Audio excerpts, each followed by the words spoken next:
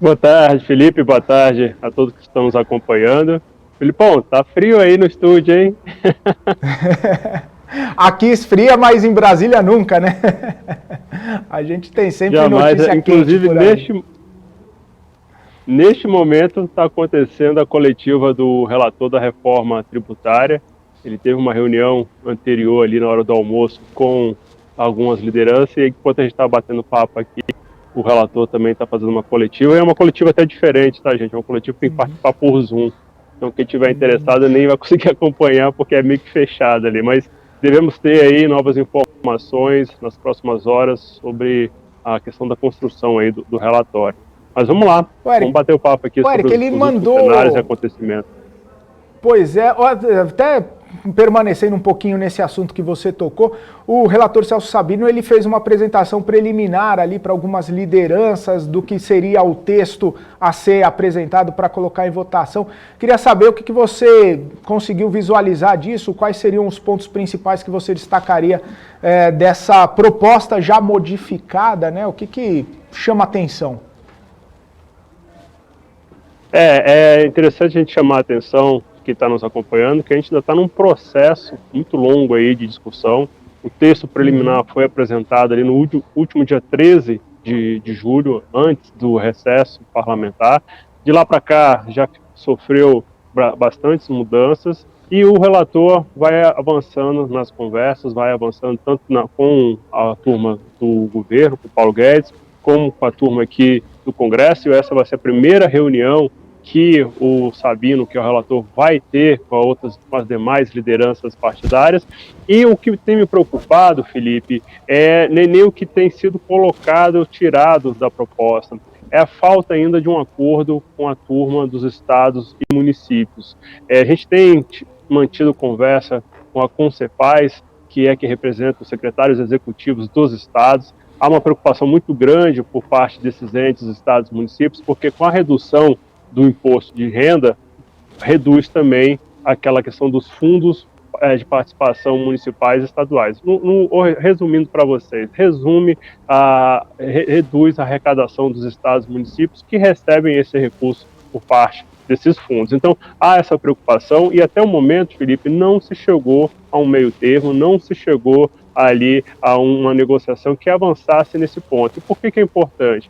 Porque a turma aqui do Congresso, tanto os senadores quanto os deputados, são ligados diretamente com os prefeitos. Então, se os prefeitos começarem a se movimentar contra essa proposta, vai ficar muito difícil que ela avance, porque tirar recursos dos municípios, como está ali prevendo a proposta no ano pré-eleitoral, é muito sensível para qualquer parlamentar. Então, hoje, mais cedo, eu conversei com representantes da Concepaz, que me disseram que não houve avanço com relação a achar ali uma forma de contrabalancear essa perda de arrecadação que estados e municípios vão ter. Eles, inclusive, soltaram hoje, no meio da manhã, uma carta dizendo que, da forma como está, até esse último texto que foi apresentado no início da tarde para as lideranças, da forma como está, não atende a esses entes da federação, que são os estados e municípios. Então, aí eu levanto para vocês um foco de alerta, porque aí deve ter uma resistência muito grande, e essa resistência, inclusive, pode fazer com que os debates aqui dentro do Congresso se arrastem um pouquinho mais. Entendi. Ô, Eric, eu queria mudar um pouquinho de assunto, né? Inclusive, o assunto do dia praticamente hoje é a questão dessa última fala aí do ministro Paulo Guedes, falando sobre a questão dos precatórios, sobre se vai pagar, se não vai pagar, se vai postergar. Como que você está vendo essa situação por aí? Ela tem trazido bastante pano para a manga, digamos assim, o pessoal discutindo bastante, investidores ligando sinal de alerta, mexendo com os mercados. Como que você está vendo toda essa questão aí, Eric? Filipão, antes da gente avançar nessa parte, que é um dos temas centrais aqui em Brasília, só concluir essa questão da reforma tributária, que tem um ponto muito importante, que é com relação ao calendário. Na semana passada, ainda ali durante o recesso, o presidente Arthur Lira disse que a votação da reforma tributária ia acontecer nessa semana. E a gente sabe que quando há esse tipo de colocação por parte de um presidente da casa, cria-se uma expectativa, e quando cria-se expectativa, também pode criar volatilidade dentro do mercado financeiro. Então, é importante que desde que dessa colocação da semana passada, a gente já vem sinalizando, vai ser difícil isso acontecer, porque ainda está em construção esse relatório. E na manhã de hoje, o presidente da Câmara, Arthur Lira, refez aí o calendário e disse que a possibilidade de se estender por mais 15 dias os debates sobre esse texto da reforma. O que isso quer dizer? Que a apresentação de hoje, que foi feita ali na hora do almoço, do relator para as lideranças, podem ainda sofrer várias alterações nesses próximos 15 dias. Não é um texto fechado, não é um texto consolidado. No nosso cenário base hoje, é uma votação dessa proposta ali para o final de agosto e início de setembro. Então, até lá, gente, a gente vai ver ainda muitas idas e vindas com relação a essa questão do relatório da reforma tributária, o que não é ruim, o que ainda abre espaço para essa negociação mais sensível que eu coloquei para vocês com relação aos estados e municípios. Então, é aí que a gente também tem que olhar sempre de olho no calendário, porque o calendário, Felipão, é sempre algo que causa impacto aí no mercado financeiro e no humor da turma. Com relação aos precatórios, os precatórios, eu acho que a forma como o Paulo Guedes colocou foi a melhor analogia que ele podia ter feito, que foi um meteoro. Surgiu um fato novo, do nada, que foi essa questão do Supremo Tribunal Federal ter enviado uma cartinha para o ministro Paulo Guedes no último dia 20, dizendo o seguinte: olha, a gente decidiu aqui no Supremo que o pagamento dos precatórios, aí colocando todo mundo na mesma página, precatório, gente, são aquelas dívidas que são ações que o Estado perdeu, a União, o governo federal, o governo estadual ou o município perdeu, e aí ele depois tem que pagar por essa ação. Então, o Supremo Tribunal Federal encaminhou isso para o Paulo Guedes, dizendo: olha, esse ano, que é o 2022, o orçamento desse ano tem que prever para 2022 um impacto de 90 bilhões. E aí foi um caos, porque ninguém estava esperando esse valor. O próprio Paulo Guedes vem dizendo que esperava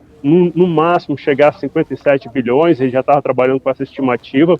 Lembrando que o orçamento está sendo construído exatamente neste momento, neste mês, e deve ser apresentado até o final do ano. É neste orçamento que tem toda a previsão de gasto do governo no próximo ano. Então, de uma hora para outra surgiu um gasto extra de 90 bilhões, Felipe, estremeceu aqui todo mundo aqui ficou um pouco assustado, porque essa questão dos 90 bilhões impacta diretamente uma questão bem latente aqui em Brasília, que é a questão da reestruturação do Bolsa Família. Aqui, paralelo a essa questão de orçamento, paralelo a essa questão dos precatórios, a turma aqui do Congresso está olhando para a reestruturação do Bolsa Família. E se chegasse esse meteoro de 90 bilhões, ia retirar praticamente as chances de ter recurso para essa reestruturação do programa social que a turma aqui quer votar até o final do ano para ser implementado ali em 2022, ano eleitoral. Mas, de acordo com as últimas conversas, a solução foi a seguinte: olha,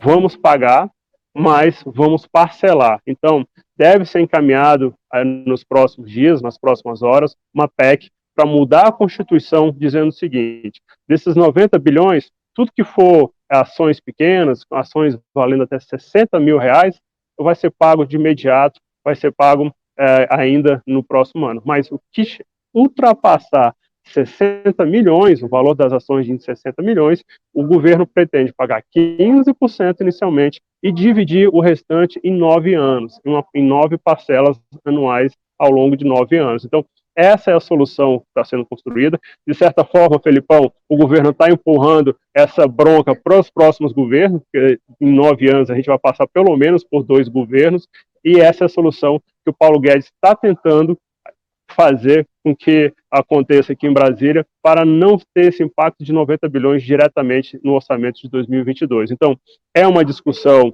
que ainda vai ocorrer, é uma discussão que ainda vem aqui para o Congresso, mas eu acredito que avance, viu, Felipe? Porque, como eu falei para vocês, apesar de os precatórios beneficiarem alguns estados, algumas bancadas aqui dentro do Congresso, a turma está também muito de olho nessa questão do Bolsa Família, que aí beneficia a todo o país, não apenas a alguns estados. Então, acredito que a PEC do precatório avance, em decorrência dessa necessidade de ter recurso para a reestruturação do Bolsa Família e também em decorrência aí de ter um oxigênio a mais para o governo no orçamento do próximo ano. Uhum. Pois é, Eric, estava até falando com o Alan agora há pouco, ele falando que o mercado ele não gosta muito de incerteza, né? E quando fica essas jogadas, vai para lá, vem para cá, não sabe exatamente se vai furar o teto, se não vai, Bolsa Família, precatório, tem uma série de fatores que acabam aí mexendo e acendendo um alerta, né? Bem como você trouxe pra gente. Mas aqui do meu lado, ó, quem tá aqui, ó. Não, é desse Filipão, lado.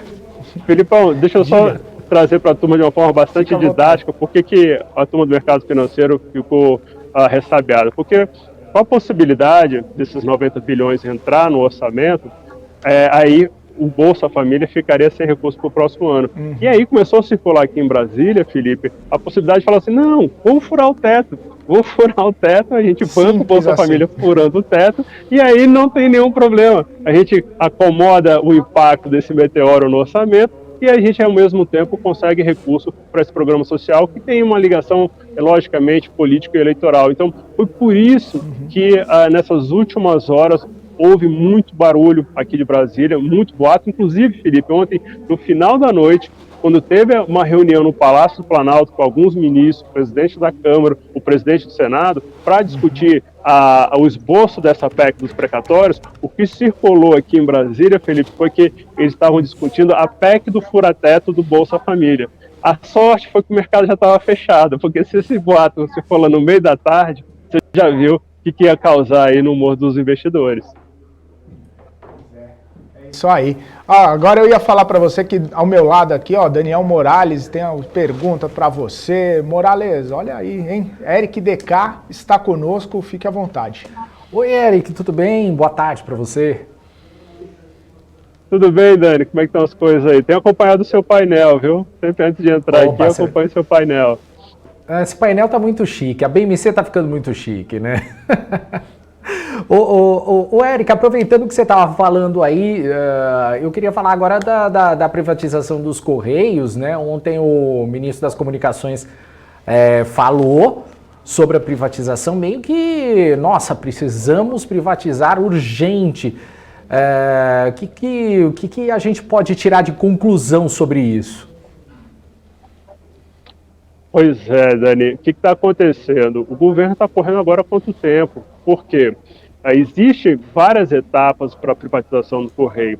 A primeira etapa é aqui no Congresso. E a proposta ainda está patinando. Eu tenho conversado quase que diuturnamente com o relator para saber como é que está o andamento disso. Ele falou, Eric, eu ainda estou construindo esse texto. Então ainda não tem previsão de votação essa proposta dos Correios aqui na Câmara, tá? Também houve uma sinalização que poderia ser essa semana, mas isso também está em construção. A turma está voltando do recesso agora, está tomando pé agora de como está o andamento de vários temas, entre eles esse dos Correios. E aí, Dani, por que existiu esse anúncio por rádio e TV feito pelo ministro Fábio Faria na noite de ontem? Porque eles estão correndo quanto tempo? Porque o Congresso teria que, no calendário do governo, o Congresso teria que votar até o final de agosto. E aí, quando a gente fala Congresso, é Câmara mais Senado, até o final de agosto. E por que teria que ser até o final de agosto? Porque depois tem várias etapas que o BNDES modele, faça os estudos, isso passa pelaquela Secretaria de Privatizações do governo, depois tem a abertura do edital, depois é feito, de fato, o leilão. Então, tudo isso, essa cadeia que eu falei para vocês, deve ser concluída apenas em abril do ano que vem. E isso se a votação acontecer em agosto. Se não acontecer em agosto, vai empurrar cada vez mais a questão de finalização das privatizações para o meio de junho de 2022. E o que a gente vai ter ali em 2022? Eleições. Então, é por isso que o governo está pressionando, ele, inclusive o Fábio Faria ontem, no pronunciamento dele, que ele fez em cadeia nacional, ele pediu o apoio dos deputados e senadores, porque ele sabe que o calendário está bastante apertado. E com relação a essa possibilidade de votação essa semana, é aquilo que eu coloquei para vocês. Esse cenário ainda não está definido, ainda está sendo construído aí, e aí tem algumas polêmicas, que é em torno dos serviços postais, se isso vai ficar com quem for levar o resto da empresa, porque esse é um serviço que está previsto na Constituição e pode ter ainda, inclusive, debates no Supremo Tribunal Federal, porque hoje já existe uma ação contestando o fato de passar para a mão do setor privado a questão dos serviços postais. Então, é um tema ainda que está um pouco truncado, é um tema que ainda precisa ser melhor orientado. E como a gente tem visto que tem vários outros assuntos, como a gente colocou ali inicialmente, como o Felipe mesmo lembrou, tem os precatórios, tem essa questão da reforma tributária, tem ações, tem a questão da reforma eleitoral, que os parlamentares vão ter que discutir também até outubro, porque depois de outubro as regras já não valem para 2022. O que acontece? Parece que esse segundo semestre está ficando cada vez mais estrangulado com relação à questão de calendário. E foi por isso, então, que o ministro Fábio Faria, que é deputado federal, que conhece aqui a dinâmica da casa, foi a público pedir, apelar aí para que a turma dê atenção também para esse tema. A gente tem acompanhado e tendo novidades, a gente com certeza volta aqui para anunciar para vocês. Ô Eric, só para um comentário, seria uma última chance para salvar os Correios, essa privatização? Eu acho, Dani, porque a privatização dos Correios já se tentou ali no governo Michel Temer, em 2017, já começou ali uma discussão dentro do governo, e se não for agora, não vai ser em 2022. 2022, todos os temas controversos, todos os temas mais polêmicos não vão ser votados aqui no Congresso. Pelo contrário, o que a gente vai ter que acompanhar com lupa são temas que podem se inclinar para as questões mais populistas, que aí é questões que envolvem gastos maiores de receita da União, de dinheiro da União. Então é aí que a gente vai ter que estar olhando, porque os parlamentares vão virar a chavinha aqui, Dani, e vão pensar numa única coisa: reeleição. Então, queria agradecer a sua participação aqui no BMC Market. Dá o seu recado final aí, porque ainda tem muita coisa para rolar agora, né? A partir dessa semana e nas próximas semanas, né? Sim, a gente está voltando aqui às atividades, a primeira semana depois do fim do recesso. Vamos ter ainda muitos ruídos aqui de Brasília. E se vocês quiserem acompanhar ali o par e passo, é só acompanhar no nosso Telegram, Política em Puzzle, ali a gente vai colocando o termômetro do dia, e fica aqui a atenção para a reforma tributária, fica aqui chamando a atenção também para essa questão das privatizações, das outras reformas, que estão ainda meio truncadas, as coisas ainda não estão tão definidas aqui em Brasília, mas isso, política, Dani, é igual nuvem, né? A gente olha de uma vez, está de um jeito, quando a gente olha de novo, já mudou. Então, pode ser que avance essas discussões, mas não acredito nessa semana. Essa semana é só para pavimentar a construção de votações das semanas seguintes. Tá certo, então, Eric. Obrigado, um abraço para você e até a próxima.